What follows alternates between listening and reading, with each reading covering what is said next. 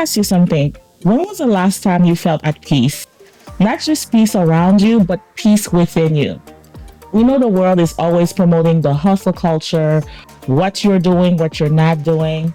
But today, we're going to explore what is peace, what does that look like, how to spot it, and how to make peace not just a self care, but a lifestyle. When I think of peace, or when you think of peace, just like I asked you, for me, peace is a form of calmness, a form of worry free, learning how to calm your stress. So when it comes to peace, we always say there's no price to peace. And truly, there's no price. I want you to think of the last time you were worrying about something, and after you worried about it, you realized what's in my control, what's not in my control, right? Is this giving me peace? If I do this, will I find peace in it? And when I think of peace, when you think of peace, I want you to think of something that's aligned, not just with yourself, but it also aligned with your values, aligned with the things that you do every day. And most importantly, it's helping you find the peace within. The world is chaotic, but do you have peace within? And how do you find that peace? Because peace is important for you to continue to keep a mental well-being, to keep your mind at peace. So today, the word today is what? Peace. So what is peace? Peace is not just silence, it's stability. It's not just noise around you or not having noise around you. It's mental clarity, emotional clarity. Peace is beautiful, but sometimes it might cost you. The price of peace, the need to be right all the time. There are people, when you talk to them, they always want to be right. Even if you know that you're right, but in their eyes, they're right. So sometimes it might cost you an argument with people that's their way of thinking. And there's nothing you can do to convince some people. So when you face this kind of situation, you want to make sure to say, is this conversation bringing me peace? Can we agree to disagree? Do I always need to be right? So if you feel like they're arguing with you, chances are, let them be right. Relationships. Peace and dysfunction cannot be in the same space. What does that mean? You may have to release some people in your life that may bring emotional instability, drama, or unsupportive people that can disturb your peace. So check in with your relationships right now and see who in my life are bringing me peace, are bringing me encouragement, so on and so forth. Because peace can cost you relationships, whether it's at work, whether it's in your family, whether it's in your friend group.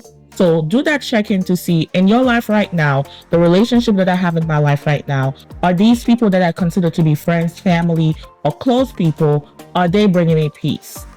Your silence. Sometimes peace requires you to speak up. It requires you to advocate for other people. So that means setting a boundary about things that once that felt safe to you, and now that you're growing, these things are suffocating you. You may have to walk away from it. For instance, if you were that person that always say yes to people, or sometimes we do have people pleasing traits, or so on and so forth. So that might requires you to tell people, hey, this no longer serves me. This relationship may no longer serve me. This job no longer serves me. These does not go with my values. So make sure you're checking in to see the old version of yourself versus the new version of yourself. What did you tolerate in the past that you no longer tolerate now? And how is that serving me? Because speaking up for yourself and others is a big part of peace. Sometimes peace might cost you money. Exactly. So this is more for whether it's a business or workplace. For myself, it's not always about the money. It's about, am I making a difference? Does this align with what I'm doing? Right? How many times have we walked away from a job that may be paying you more, but it requires so much out of you? Am I chasing freedom, or am I chasing being busy, being productive? So at times we have to realize, if I'm not spending quality time with my family, or if I'm not doing the things that I love, and here I am chasing things that are taking away from my freedom or my peace of mind, that might make you to sit down and make the most important decision. What do I want to do in this current season of my life? So sis, check your surroundings, check your workplace, Check your workload because peace is necessary in this current season. So, here are some ways you can reclaim your peace, or here are some ways you can find some peace. The number one thing, since we are talking about self care, unplugging is very important. If you are currently in your life right now, you are feeling like information overload, or the news, or the people around you, social media, you really want to unplug and spend that quality time with yourself. When you wake up in the morning or throughout the day, make sure you have a routine. How you wake up sometimes set the tone for the rest of the day. So making sure like when you're waking up, you are spending that time with yourself, whether it's through devotion or listening to something powerful. Make sure you're finding that time to unplug. I see people a lot of the time they have unplug from social media or detox from certain situation. So unplugging is a great way to build peace or reclaiming your peace. Set boundaries. Peace starts where your limits are being honored. So if you're that yes woman or yes man, you may have to look into see, do I have space right now in my life to say yes to this thing? Can someone else take care of that for you?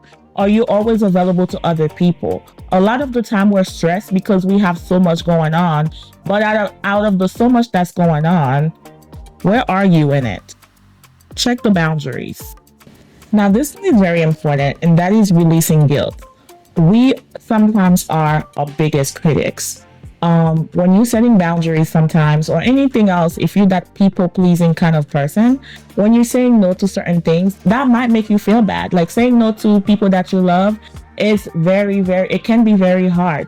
So you want to make sure that you're releasing the guilt, that giving yourself that space to grieve, that, yeah, I may have felt bad for saying this, or I may have felt bad for releasing this person in my life. I may have felt bad for not saying yes to this event or not helping this person. But if this is helping you to bring peace within you, then you know you're making that decision. We always say something when it comes to boundaries. It's not always easy, but you want to make sure you're releasing your guilt. Start by creating that routine. Make sure that you're saying more yes to yourself.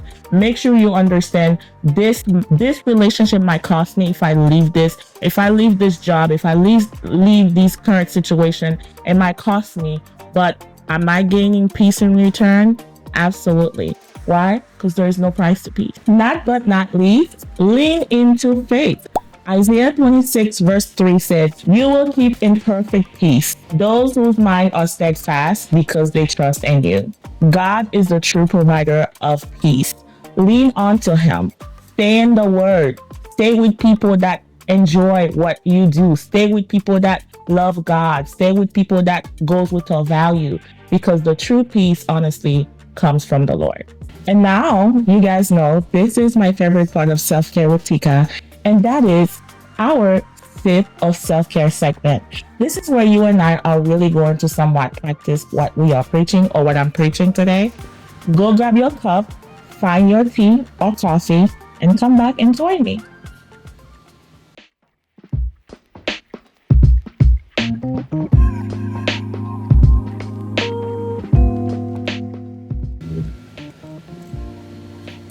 So, since we just finished talking about peace, tonight or today or this morning, what would peace look like for you this week? I want you to analyze your life right now, and I want you to think of what would peace look like for me today, this week. And once you find out what that one piece is going to be, what are you willing to do to protect that peace? Right? Peace can look like you going for a walk without your phone. Peace can look like turning off your notification. Peace can look like I'm putting a boundary on this. Peace can look like spending quality time with yourself. Peace can look like reviewing this contract. What does peace look like for you?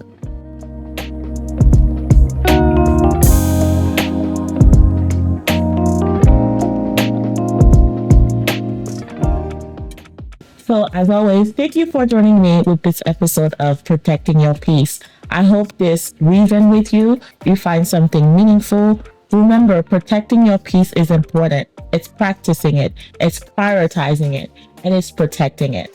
So if this episode resonates with you, Feel free to share it with somebody that you know that need peace in their lives. Until next time, I'll see you on the next episode.